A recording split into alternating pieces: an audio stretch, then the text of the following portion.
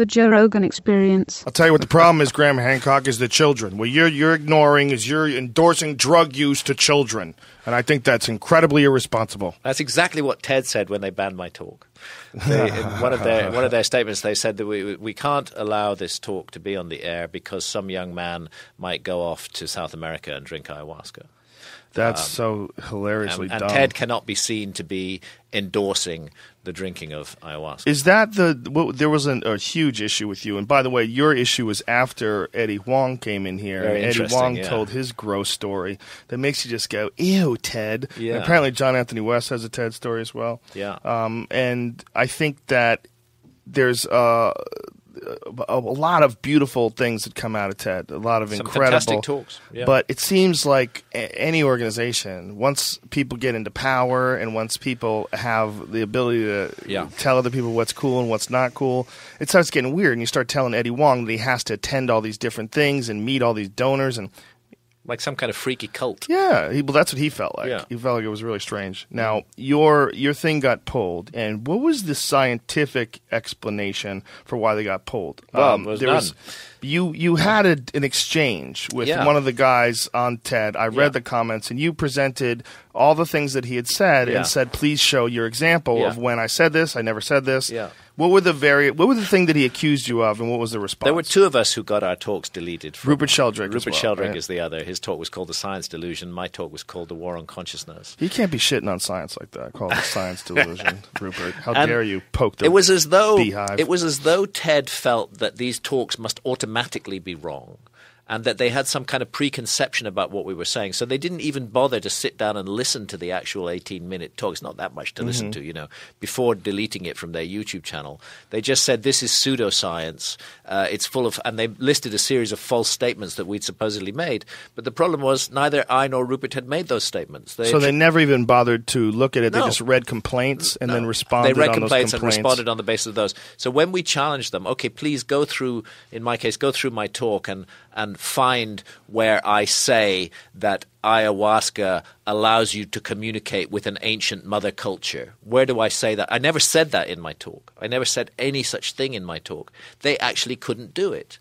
And is that something you've said before? No, I've never said that. I've never said that. You said it right now. I heard you. Well, what take a little clip of that. What I talked about was the mother goddess, right. or the experience of an encounter with the mother goddess. But I never said it allows you to communicate with an ancient mother culture, like a lost civilization. They knew I'd written books about lost civilizations, so they thought I must be bringing my lost civilization beef into my TED talk, which I didn't. It didn't have anything to do with lost civilization. It was a talk about consciousness. Anyway, the original version was Giving Up the Green Bitch, where you were talking. I originally called the talk Giving Up the Green Bitch. That's when I watched it. Because I was giving my personal story of why I gave up cannabis. I changed that title because a lot of people pointed out to me that that's deeply disrespectful of cannabis, and that for many people cannabis is a green goddess. And cannabis was a green goddess for me, and I accepted that. And I thought, to those people, I'd say fucking relax, okay? Because I love cannabis too, but it didn't bother me. Yeah, some people got really upset. I realized that there is, in fact, a cannabis orthodoxy as well, which by talking about my quitting of cannabis, I had upset this orthodoxy. But when I looked at my talk was much more about the war on consciousness than it was about that. That's what it was really about. So, for example, I made the point that our society doesn't object in principle to altering consciousness. I mean, what happens when you put a kid on Ritalin? That's a powerful pharmacological drug which is altering consciousness. When you overprescribe Prozac or Siroxat for conditions of depression, those drugs are altering consciousness. We value alcohol. We invest, have multi-billion-dollar alcohol industry.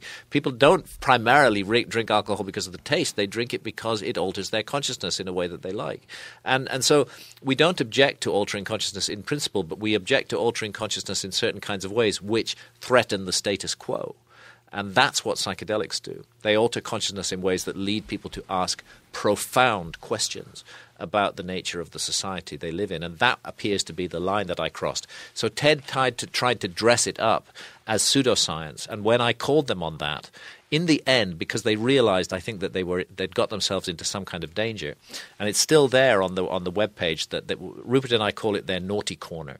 They created a naughty corner of the TED website where our talks were put back online, and with all their reasons why they'd taken them off. So first thing they did was they crossed out all their reasons. So you can find that everything they said has actually been crossed out, and then they published our rebuttal. Completely deleted? No, we insisted that they accepted that nothing they'd said was true, but we insisted they leave it there on the public record, but put a line through it. Oh, wow. So that and they did that? They did that. They did that. Oh, my God. They did that. And then That's kind of a cool victory. I know. And they published our rebuttals in full. But it wasn't a complete victory because what they didn't do, which is all we wanted, was for our talks to be reinstated on the TEDx YouTube channel. No, not only that, but you can't put your talk online yourself. Well, no, I have put my talk online myself, and so have about 100 other YouTube channels. Oh, beautiful! And I think TED took such a massive beating over this because it clearly was an act of censorship. However, they tried to dress it up, that they've decided not to go and pull the talks from YouTube, which probably they could do. So, I mean, my talk had 132,000 views on YouTube on their channel when they pulled it. But since then, it's had hundreds of thousands of more views all over the internet. So, you know, they rather than actually suppress the talk, I think it's called the Streisand effect. You know, rather than suppress the talks, they ended up multiplying. Same with Rupert's talk. How is that a Streisand effect? Apparently, I think it was Barbara Streisand tried to stop some public statement that had been made about her, and it ended up multiplying the statement. You know, when you try, this is the great thing about the internet. When you try to suppress something, it grows. It doesn't get suppressed. The internet is including dick pictures. Anything. Got one of those out there. Coming back around, Graham Hancock. I'm going to find you. I've never had my dick photographed. Congratulations. How about you? I plead the fifth.